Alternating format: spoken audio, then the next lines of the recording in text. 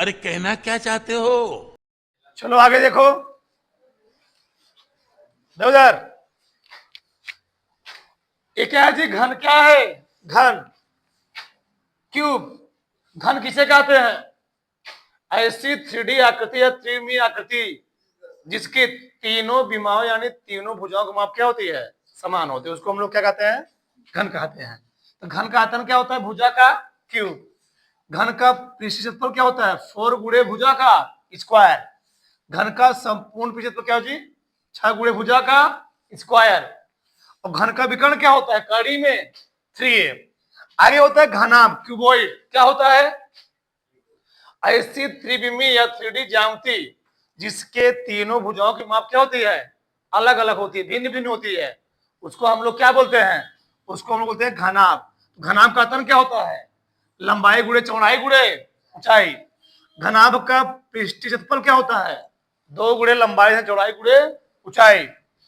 घनाभ का संपूर्ण पृष्ठीय क्षेत्रफल क्या है जी?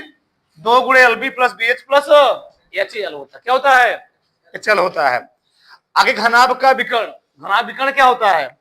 L square plus B square plus H square. सब विकर्ण हम लोग कहते क्या है?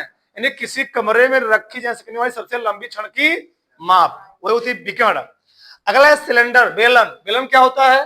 किसी आयताकार आकृति को उसकी चाहे हम लोग लंबाई की पड़ता चाहे किसकी पड़ता चौड़ाई की पड़ता घुमा देंगे, जो आकृति बनेगी उसको हम लोग क्या बोलेंगे? सिलेंडर बोलते हैं। तो सिलेंडर का आयतन क्या होता है? Pi square H.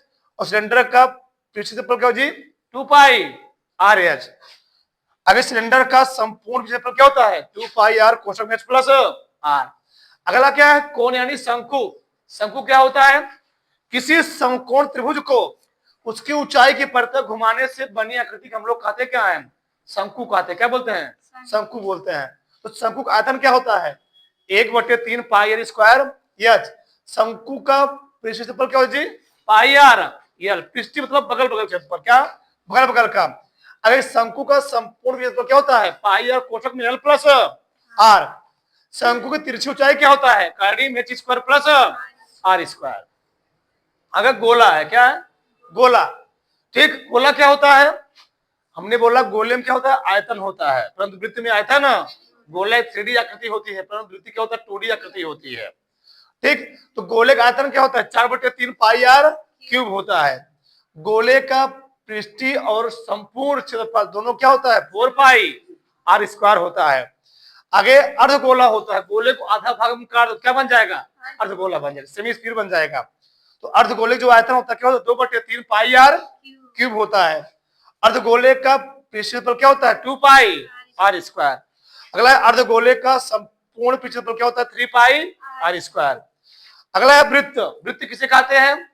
किसी निश्चित बिंदु को केंद्र मानकर, किसी एक बिंदु को केंद्र मानकर समान दूरी पर स्थित विभिन्न बिंदुओं को मिलाने से बनी आकृति हम लोग कहते क्या है? वृत्त बोलते हैं, सर्किल बोलते हैं। तो वृत्त का क्षेत्रफल क्या होता है? पाई आर स्क्वायर होता है। आगे वृत्त की परिधि क्या होती है? 2 पाई आर स्क्वायर।